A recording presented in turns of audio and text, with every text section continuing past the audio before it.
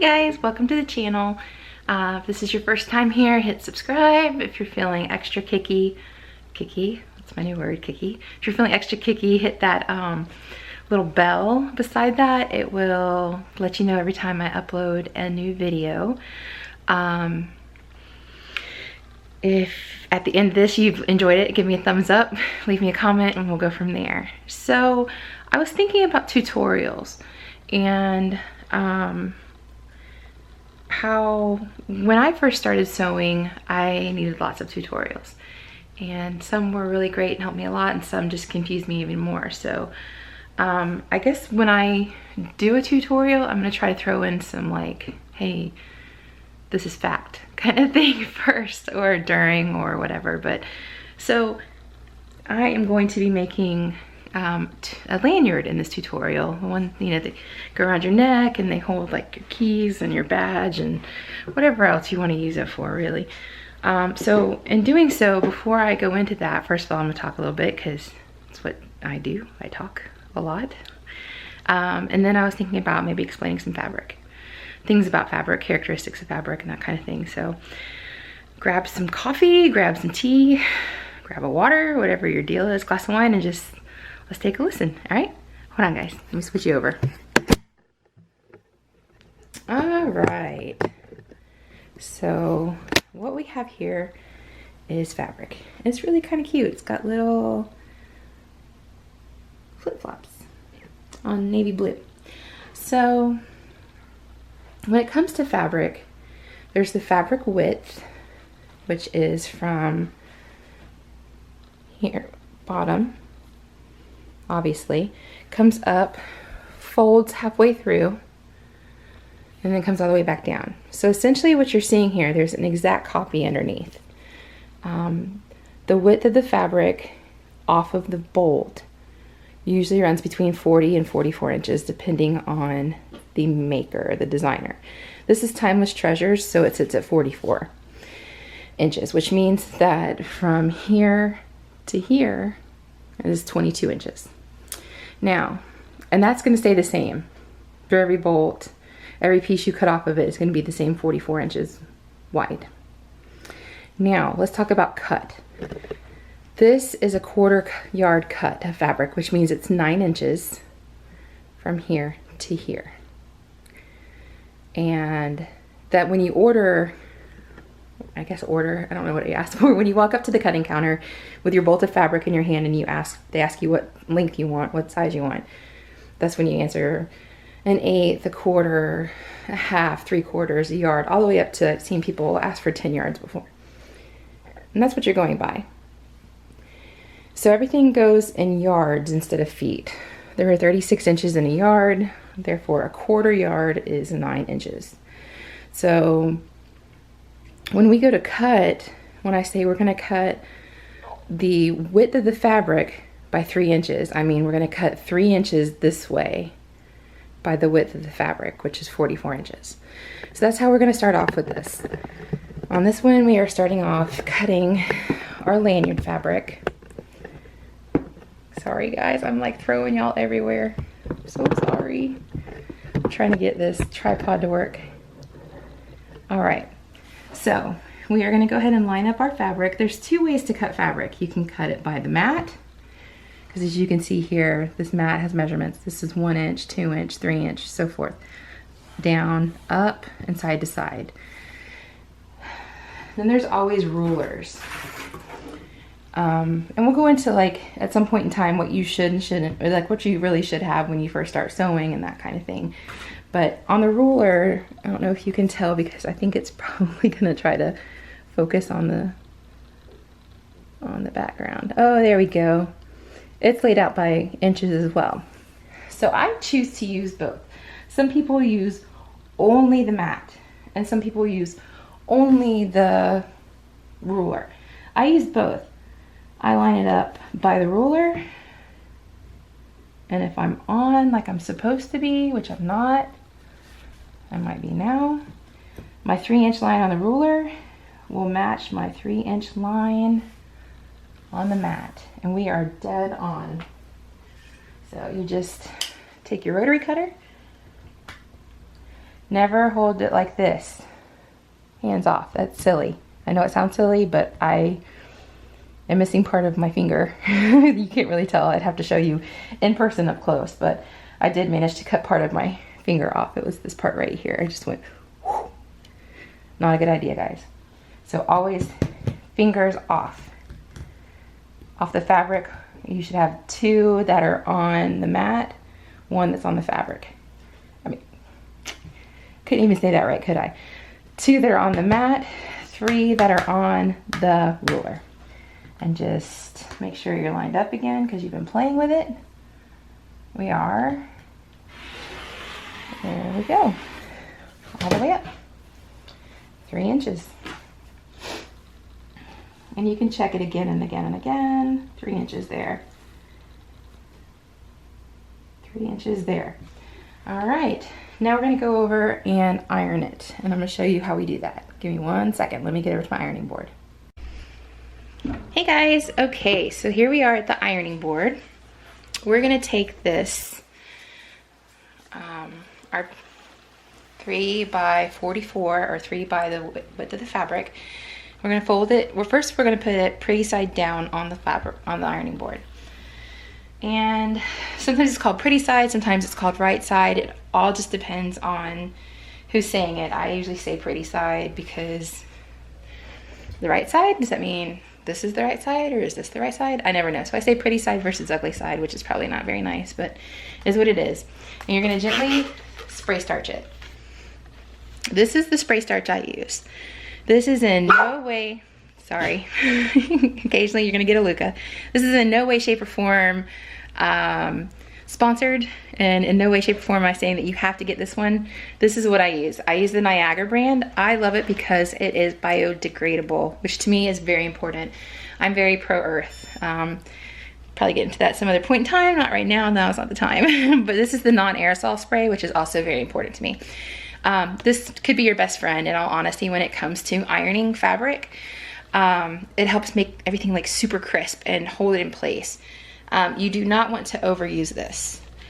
Very light spraying, just enough to make it slightly damp to the touch. I mean, you might want to touch it and say, oh, okay, that's a little bit wet. If you put too much of it on there, it will dry up and look like snot. It's dried snot, it's so gross. So anyways, at this point, we're gonna take it and we're gonna fold the wrong sides together, the ugly sides together.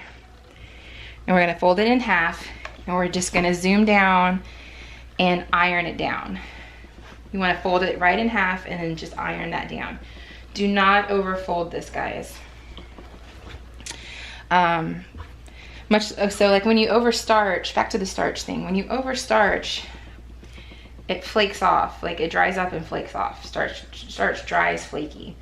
If you get too much on it, you're gonna have to go out and wash the fabric, dry it, and then redo everything. So just don't overstarch it.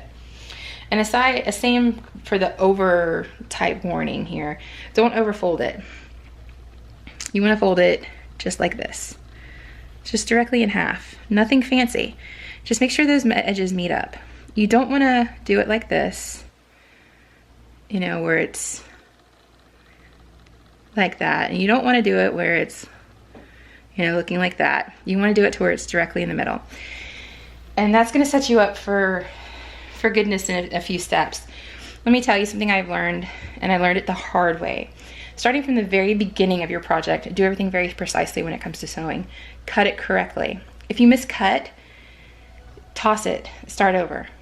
Not a big deal. It's wasteful, yes. It's a pain in the butt, yes. It's annoying, yes. But if you try to save that, you're gonna go further and further and further and further to the end of your project and spend all that time, and it's not gonna work. You're gonna wanna have to then start at the very beginning, and you wanna talk about feeling wasteful, all that time is wasted, and you still have to go back and redo it. So, the same thing for this. Make sure you fold it directly in half. Now that we're like this, and we are folded directly in half, you're gonna see you have a really nice crease line right here. You're gonna open it back up. Make sure that pretty side is again face down. And now you're gonna take, let me get where you can just get a good see on it. Let's see if I can move it in a little closer. At this point, we're gonna take it and we're gonna fold it halfway where the edge of the fabric meets up with that crease mark. And you're gonna go back and iron that. Do not overfold. Do not take this past that crease mark that we just made. If you do that, the dimensions aren't gonna be right and you're not gonna be able to fix it. If you've already done that, it's no big deal. Stop what you're doing, start over. It's not that hard. Those few seconds you're gonna take right now, 5, 10, 20, 30 seconds that you're gonna take right now to fix a mistake like that, it's going to give you, in the long run, a much better end product. And it's just a lot better. I can tell you, it's absolutely heartbreaking to come to the end of a project that you have worked so hard on, knowing that you made a mistake in the very beginning and tried to get around or tried to fix, and it's just ruined the whole project. You know, take that moment to stop what you're doing and fix it and go from there. It's worth that less than a minute to fix it versus 30 minutes from now and you've got a completely ruined project. All right, we're going all the way down. So as you can see, we folded it right there to that. Now we flipped it over, we're gonna do the same exact thing. So it's gonna look like this. You're gonna fold them both. Now, if you have made a few mistakes and they're not that big, you know, and you're just now finding them, go ahead and fix them. If not, if you're good to go ahead and fold it back. Now, it's essential, absolutely essential on this part to not cross over that fold. Do not fold over onto the part. Sorry guys, somebody's at the door. It's probably just a delivery of sorts. That's what you heard. You heard Luca taking off. My protector, my guard dog. She is my little protector. She has no clue how small she is. She just knows she is a pit bull. Or does she even know what a pit bull is? I don't know if she even knows what that is, but all she knows is that she is one big bad puppy that takes care of everybody. And she does. She barks. She is my protector. All right. So anyways, now we're here. We're at this point right here where you can see we've got this side and then this side. So they both folded towards that center crease, the first crease we made. Now we're gonna take it and fold it right along that crease again. So we're back to the original crease. And we're going to iron it all the way down. Now let me tell you something about ironing, y'all. And this is just dead truth, dead honest truth. If I jokingly say this, I say it in a joking manner, but I have to tell you, I pretty much mean it. If I would have known in the beginning how much ironing is involved in sewing, I probably never would have bought my very first sewing machine. Iron is tedious. It is boring for me.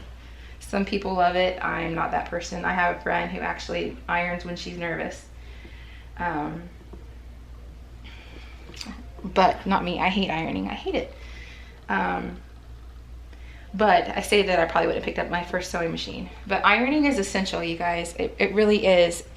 If it says to iron something in half, iron in half. It says iron it in quarters, iron in quarters. Just follow the directions and iron everything. So now that it's pressed, I go ahead and turn it over onto the side I wasn't pressing and press it down as well. When you combine that with the starch, the heat with the starch, like this really, I cannot stress to you enough how much easier this is going to make your life. So there you go. And there we have it. It's folded. First we started off like this, then we did it like that, opened it back up, folded this one, and now we have folded. We are back to the original 3/4 of an inch, y'all. All right, this is where I put you on pause and I take you to my sewing room. Thanks guys, hang on one second. Hey guys, here we are. Hey, at the sewing machine. So we are going to lop off the selvages, which is the very ends of the pieces of fabric. And we're gonna take our fabric with the folded edge, the fold that's open, the open side of the fold facing to the right, to the throat of the sewing machine. The folded edge, the closed edge, is gonna go to the left of our sewing machine. All right, and we're just gonna give it a stitch. I use a 1/4 inch seam allowance. So I just do a 1/4 inch all the way down. And I do back stitch on this. And just let it zoom all the way down.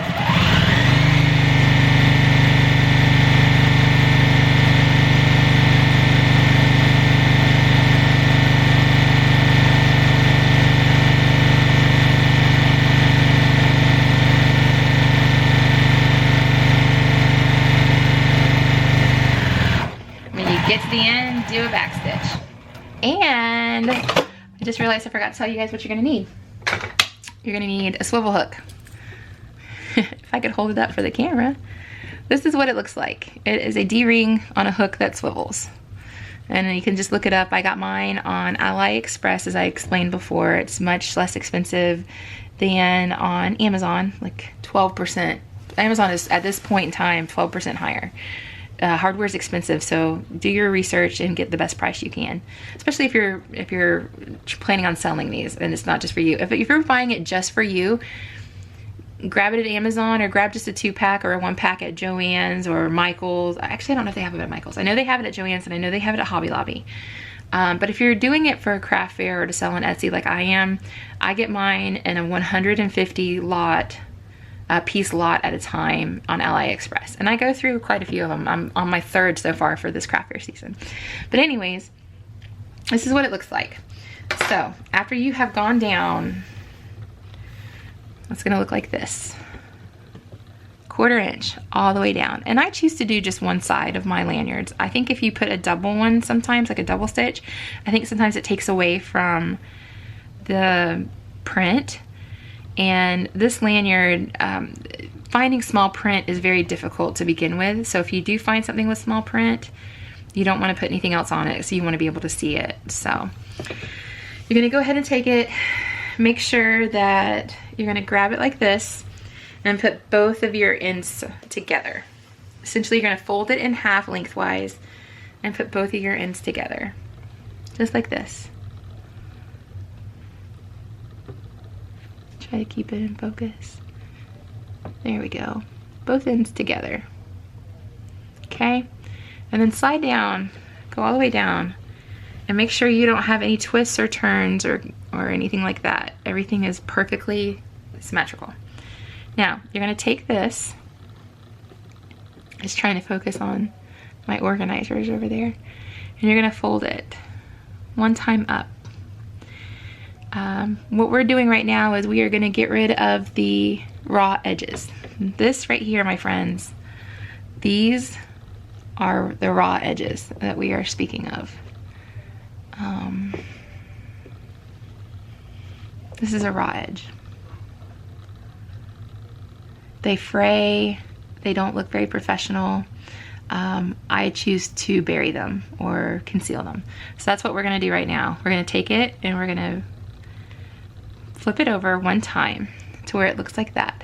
There's your raw edges right there. And we're just going to put it underneath our sewing machine, our sewing needle, and we're going to hit it a few times. Now, this is where you're really going to want to get into your back stitching, because you want it to be strong, you want it to hold. So what I do is I go ahead and start it, and I back stitch on the ends, just the ends 5 times. 1, 2, 3, 4, 5. Send it through. 1, 2, 3, 4, 5, all the way back. 3, there you go. And that, my friends, you're gonna take and cut off all your extra threads. You don't want any of those batting around, especially since you've taken the time to try to get rid of those raw edges. I don't know why it's not focusing on this, you guys, I'm sorry. There it goes. So when you take it and you fold it like this to put the D-ring, the swivel hook in, that way you're not going to see any raw edges. So that's essentially what we're going to do. And take your swivel hook. See? Woo, swivel. Yeah. And you're going to put it through this way to where the raw edges are on the bottom. Pull it up just enough to secure that swivel hook. And now you're gonna use this thread line, this guide as a guide right here. This is what you just sewed back and forth. Excuse me, just 1 second. Okay, sorry about that, guys. Somebody was at the front door. Luca was going nuts, and it was actually the mail with my 31 bag. It's really cute. It's a unicorn and it's pink. So, you know, of course that's mine. So anyways, I forgot exactly where I left off, so I'm gonna repeat it a little bit. You take your swivel hook, insert the fabric with the raw sides facing down, raw edges facing down. Tighten it up a little bit, pull it to tighten it up, and then you're going to use this the stitch line that we just made, you know, covering up those raw edges, concealing the raw edges, as your stitch line for securing the swivel hook. That's all you're gonna do. You're gonna go back and forth I usually go back and forth 5 times here on one edge, go all the way down, back and forth 5 times on this edge, and then back and forth 3 times total. It may seem like a lot, but this is gonna get tugged on a lot. You know, this is where you're gonna put your keys or your badge or whatever else you're gonna carry, and it's gonna get tugged on a lot. So you really want this to be secure. So here we go. I gotta change. Sorry guys, this is not something hopefully you will have to do, but I do have to change the presser foot. Sorry about that. I had to go from one with a guide to my regular one. So sorry about that. But anyways, just line it up. At this point, make sure that everything is lined up.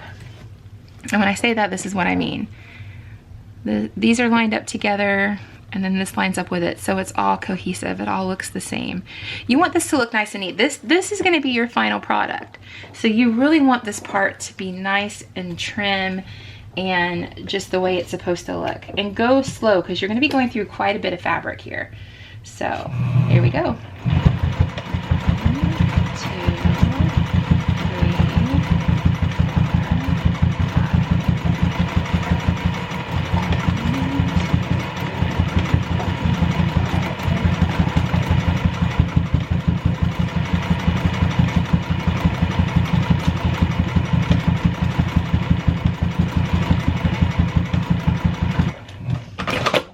And voila, go ahead and pull it out, trim off all your excess threads, and hopefully you can see here, there we go, one straight line multiple times. It's been gone over multiple times, but it's nice and straight.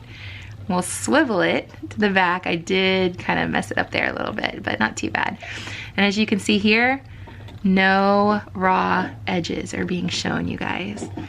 This is a really great way to make a lanyard. It's nice and taut. It is raring to go. Let me put it on, see if you guys, see if I can pull this back far enough. Hi!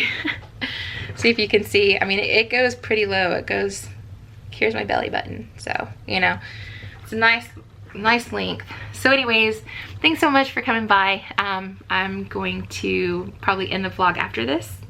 Actually, I'm gonna go ahead and end it now and forget whatever I recorded. Thanks so much for stopping by, you guys. I really appreciate it. If you enjoyed it, give me a thumbs up, leave me a comment below. If you haven't already, hit subscribe, hit the bell, it'll let you know when I put up a new video. And if you have any questions or comments, just leave them below. Thanks so much, guys. I really appreciate it. Hope you guys have a great day. Mwah.